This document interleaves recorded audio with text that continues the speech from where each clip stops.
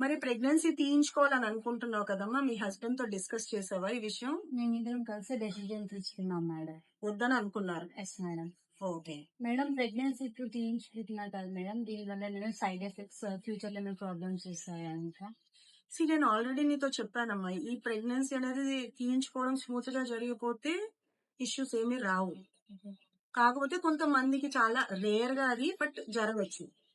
కొంతమందికి ఏంటంటే లోపల బిట్స్ పీసెస్ మిగిలిపోతాయి అండ్ అవి మిగిలిపోతాయి, క్లీన్ చేయాల్సిన అవసరం పడవచ్చు. క్లీనింగ్ అనేసరికి ఏమవుతుందంటే గర్భసంచిలో అతుకులు తయారవ్వడం ఇవన్నీ కూడా జరగచ్చు. సో మోస్ట్లీ ఏమీ కాదు, బట్ ఇలాంటి పాసిబిలిటీస్ ఉండే ఛాన్స్ అయితే ఉంటది. ఓకే. అండ్ ఇంకొకటి, ఇప్పుడు నువ్వు ప్రెగ్నెన్సీ తీయించుకోవడం వల్ల పెద్దగా ఏమీ హెల్త్ ఇష్యూస్ రాకపోవచ్చు నీకు, ఎందుకంటే పీరియడ్ కన్నా కొంచెం ఎక్కువ బ్లీడింగ్ ఉంటుంది అంతవరకే. కానీ పెద్ద హెల్త్ ఇష్యూస్ అయితే ఈ ప్రెగ్నెన్సీ జస్ట్ అర్లీ ప్రెగ్నెన్సీ కాబట్టి పెద్ద హెల్త్ ఇష్యూస్ రాకపోవచ్చు. అండ్ ఇంకొకటి, నేను ఇవన్నీ చెప్పిన మీకు తెలియవు, ఇప్పుడు డిస్కస్ చేశాను. సో ఈ డిస్కస్ చేసిన తర్వాత మీరిద్దరు మళ్ళీ కూర్చొని ఆలోచించుకోండి.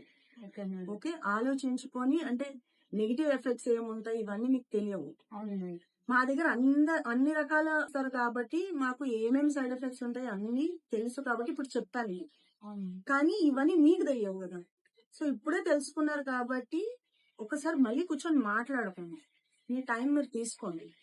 ఓకే, దాని తర్వాత ఏంటి అన్నది అప్పుడు వచ్చి నాతో మాట్లాడండి. ఓకే.